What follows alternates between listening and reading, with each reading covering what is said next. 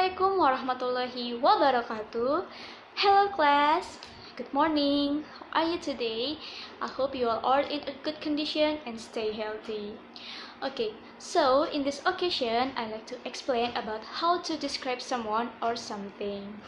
Yep, that's right. We are going to learn about descriptive text. So today we are going to talk about the definition, the purpose, the generic structure, and the language feature of descriptive text. So, are you ready?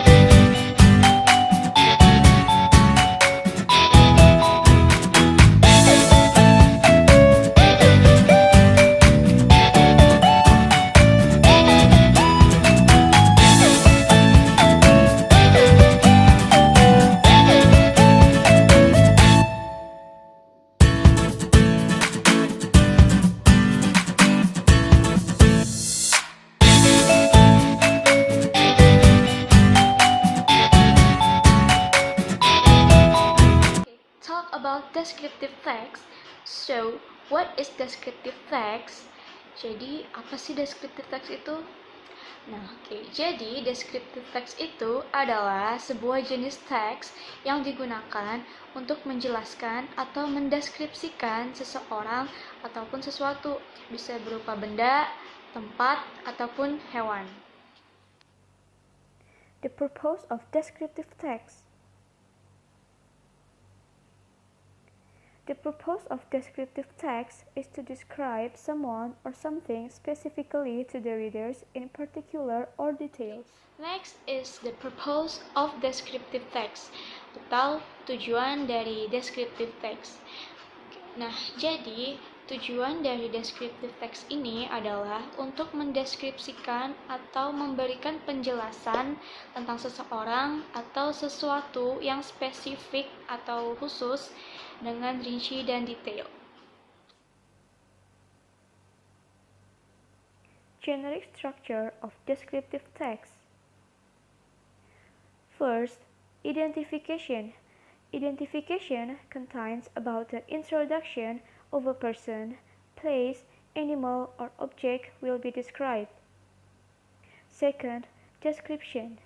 Description contains the explanation or description of something such as animal, things, place, or person.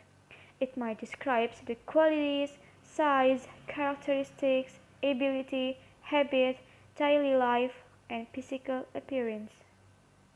Oke, selanjutnya ada the generic structure of descriptive text atau struktur dari descriptive text. Nah, struktur dari descriptive text ini ada dua. Yang pertama ada identification. Nah, identification ini berada di paragraf awal atau paragraf pertama. Nah, identification ini berisi tentang pengenalan tentang seseorang, tempat, hewan, ataupun objek lain yang akan kita deskripsikan. Misalnya, kalau kita ingin membuat descriptive text tentang seseorang, nah, di bagian paragraf awal atau di bagian identification ini, kita bisa memberikan informasi terkait identitas si orang tersebut, mulai dari namanya, tempat tanggal lahirnya, profesinya, statusnya, contohnya apakah dia anggota keluarga, teman, kerabat, atau apakah dia salah satu tokoh terkenal seperti contohnya penyanyi, aktor, aktris, ataupun tokoh terkenal lainnya.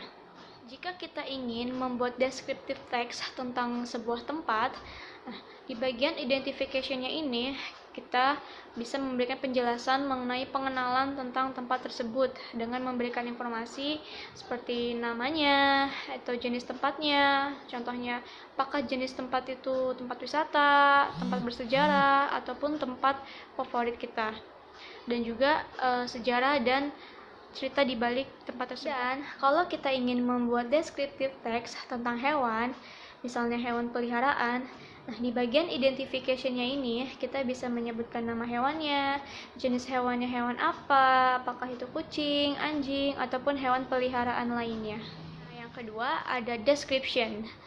Tadi yang pertama ada identification, yang kedua description. Nah, kalau identification berisi tentang pengenalan objek yang akan kita deskripsikan, nah, description ini berisi tentang penjelasan ataupun ciri-ciri dari orang, tempat, hewan, ataupun benda yang akan kita deskripsikan.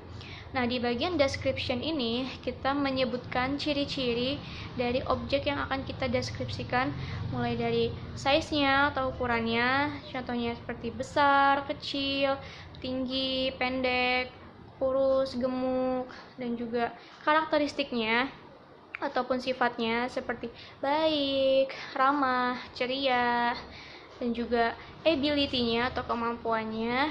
Contohnya seperti dia punya kemampuan bermain beberapa alat musik, atau dia punya kemampuan di bidang lain seperti bidang olahraga, dan juga habitnya ataupun kebiasaannya. Nah, misalnya dia punya kebiasaan nonton TV, nonton film, atau dengerin musik, dan juga lifestyle-nya, jadi kegiatan sehari-harinya, dan juga physical appearance atau ciri-ciri fisiknya seperti warna rambutnya, warna matanya, bentuk hidungnya, dan lain-lain.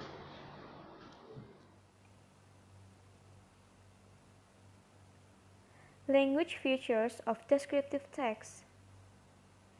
First, specific participant has a certain object is not common and unique, only one. For example, Bandangan Beach, my house, Borobudur Temple, Uncle Jim. Second, the use of the adjective, an adjective to clarify the noun. For example, a beautiful beach, a handsome man, the famous place in Jakarta. Third, the use of simple present tense. The sentence pattern used is simple present because it tells the fact of the object described. And the last, action verbs, verbs that shows an activity. For example, run, sleep, walk, cut. Oke, selanjutnya ada language feature of descriptive text atau ciri kebahasaan dari descriptive text. Nah, jadi ciri kebahasaan dari descriptive text ini adalah yang pertama, specific object atau objek yang dideskripsikannya ini khusus, spesifik. Nah, contohnya kalau kita mendeskripsikan tentang orang, misalnya orangnya itu anggota keluarga, teman, kerabat, ataupun tokoh terkenal, dan lain-lain. Nah, kalau misalnya kita mendeskripsikan tentang tempat, nah misal tempatnya tempat wisata seperti Candi Borobudur, Candi Prambanan, Monas, ataupun bisa juga kita mendeskripsikan rumah kita sendiri. Nah, selanjutnya kalau kita ingin mendeskripsikan tentang binatang, misalnya kita mendeskripsikan tentang hewan peliharaan kita, nah itu objeknya spesifik atau khusus. Ciri kebahasan yang kedua adalah the use of adjective atau penggunaan kata sifat. Nah, karena di descriptive text ini kita menjelaskan atau menyebutkan ciri-ciri dari orang, benda, tempat, hewan, dan objek lain yang akan kita deskripsikan, maka kita menggunakan adjektif atau kata sifat untuk menerangkan si kata benda tersebut atau si objek tersebut. Contohnya seperti handsome, beautiful, young, old, short, tall, kind, dan kata adjektif lainnya. Ciri kebahasan yang ketiga adalah the use of simple present tense. Nah, jadi pola kalimat descriptive text ini adalah menggunakan simple present tense. Nah, kenapa simple present tense? Karena descriptive text ini berbicara tentang fakta dari objek yang kita deskripsikan dan juga berbicara tentang kebiasaan atau hal yang sering dilakukan objek yang kita deskripsikan. Kebahasan yang keempat adalah the use of action verb atau penggunaan action verb. Nah, action verb ini adalah kata kerja yang menunjukkan sebuah aktivitas.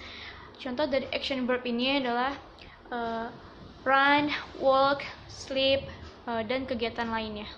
Okay, class. So I have talked about the definition, the purpose, the generic structure, and the language feature of descriptive text.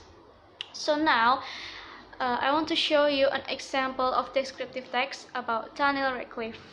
Let's take a look. Okay, class. Have you read the example of the descriptive text about Daniel Radcliffe? So after we look at the example of the descriptive text about Daniel Radcliffe, now we are going to analyze the generic structure of the descriptive text about Daniel Radcliffe. Let's take a look.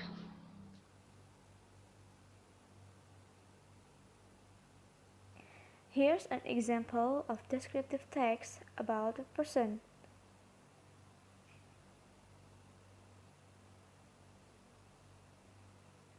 This is the part of identification.